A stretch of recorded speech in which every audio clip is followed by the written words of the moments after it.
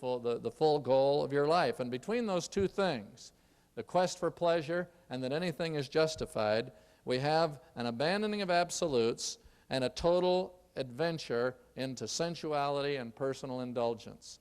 And when you deal with the subject of marriage today, you'll find that there's more focus on either the rights of the individual, as we dealt with the matter of man-woman relationships, either the rights or the kicks that everybody's going to get out of. The marriage has to do with having some kind of a relationship, but be sure everybody keeps your rights, and then in the midst of it all, let's find as many ways as we can to get our kicks. And it leads us to the discussion of a word that I think is important in the concept of looking at the influence of hedonism today in the culture, because the one fact about hedonism is that it never is satisfied. There never is enough. When you begin to make a pleasure quest, you never become fulfilled. You say, well, that's really not where I'm at in my life or in my marriage or in my thoughts about marriage in the future.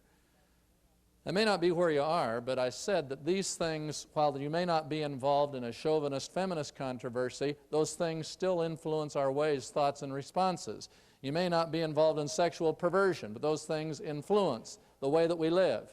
You may not be surrendered in any wise to a relativist, non-absolutes mentality. You say, hey, wait a minute, not me. I believe the Bible is the Word of God, and I'm going to live that way. And as far as hedonism or pleasure-seeking is concerned, I want to live a discipled life for Jesus Christ. But those things still affect us. As I said, they pepper through our lives more than we know. I want to talk about the way that hedonism does. The essence of the idea of the constant quest for thrill, the constant quest for pleasure, the essence of that idea is wrapped up in the word pleonexia, which is translated covetousness in the New Testament Scriptures. Now, covetousness essentially has to do with the idea of getting. I want more. And pleonexia was the word that featured greediness, that there was an insatiable quest, always for more, but more of anything. And the influence that that has on couples who have been influenced by that going into their marriage, by the forces of the world around us today, is so profound. Let's just take, for example, in the attitudes that it forms to the management of our finances. Is there anything that's a trait of today's young couple planning marriage, into marriage, or couples that have been married for years?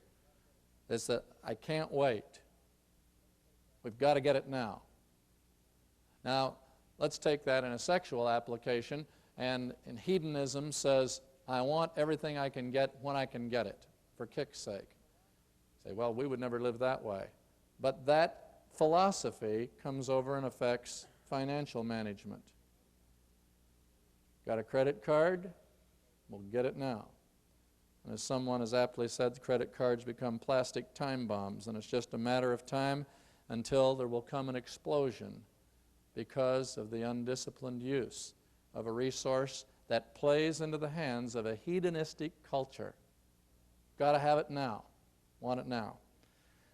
Pleonexia, or covetousness, has to do with our attitudes toward property, the clutching, grasping, constant quest for more, wanting to, the jealousy that's bred when we see other people that have things that we want ourselves. How that affects a woman who says, you know, I would just wish that we could have some new furniture.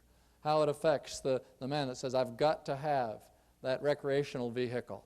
The times that we look for things in terms of property because we're influenced by we can't get enough. And it has to do with a culture that's stampeding us to find our satisfaction in getting, always getting more. And it fills the minds of every one of us. It surrounds us. And only a complete rinsing out by the Spirit of God can change that. In Mark chapter 4, verse 19, Jesus is bringing the parable of the sower, and you know it well. The sower went out to sow, and where the seed fell, there were different responses in the soil. And he tells about the seed that fell among the thorns.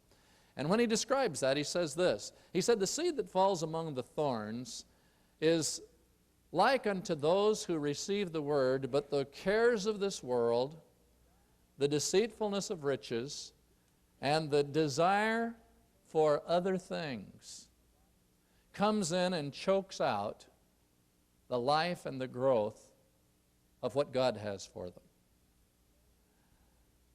Those three statements, the cares of this world, being burdened with the issues of life around us, the deceitfulness of riches. Deceitfulness of riches, you say, well, I'm not in any danger of being deceived by riches, baby. You ain't got none of them. But the deceitfulness of riches just isn't that which is the temptation of people who have wealth. The deceitfulness of riches taunts every one of us. It's the supposition that if I just had a little more, then everything would be all right. Don't look so righteous. You've thought that thought, haven't you? The supposition that it'll be all right if I just have more. And the desire, the old King James puts it, the lust of other things. It's not talking about lusting for bodies, not slavering after sex, just saying the lust for things. That's pleonexia, covetousness. And it is the essence of the spirit of hedonism, of pleasure seeking, of always wanting more. I need more. Tonight as we gather, there's a strong possibility that a significant number of us have been so influenced by that spirit abroad in our culture today that it's difficult for us to come to terms with the answers that the Lord would have, because we're so wrapped up in the problems that we've invested ourselves in without even recognizing what was sucking us under. When it comes to the matter of affection, there are couples today, you're being told in one handbook after another, what you need is more thrills in your marriage. The most recent twist, the sudden quest for the G-spot. Get a book that'll give you the diagram where you can find out a new erotic zone in your spouse, and then work for everything you can to find a new orgasmic level. It's pleonexia. God invented our capacity for sexual fulfillment. It's nothing that He's ashamed of or calls us away from, but that constant, wearying quest for some exotic thrill, some moment of unforgettable ecstasy that will bring you to some new height in your marriage. Loved ones, marriages include the ecstasy of sexual union and its highest fulfillment, but marriages aren't built on that. The world tells you that. That's why the world says you need to experiment at that before you commit yourself. You need to find out if you're going to get kicks. You need to practice living together for a while to find out if the finances will work, if your sex life will work. You need to practice living together to see if you're going to get along in terms of mutual relationship to property, whether you're going to sensually satisfy one another, whether you're going to entertain each other sufficiently to stay together. So commitment is based in the world system on what kind of fulfillment you're going to get, instead of the Lord's system says, when you make the commitment, I'll begin to show you how to build a fulfillment in your life together. So this whole quest for a marriage that has substance and durability, this discovery of concepts for basic family living, is being held out in the face of a couple saying, what's a couple to do in the face of the sexual perversion of the time? What's a couple to do in the face of the influences of relativism and hedonism, where there's just a summons to get everything you can and to let there come a gratification of every sensual desire, and that then you're going to find fulfillment? What are you going to do in the face of the kind of influences that say you really need to be sure your rights are sustained and maintained? What are you going to do in the face of those things? Say, well, Pastor Jack, I don't know that those things dominate my life and thought.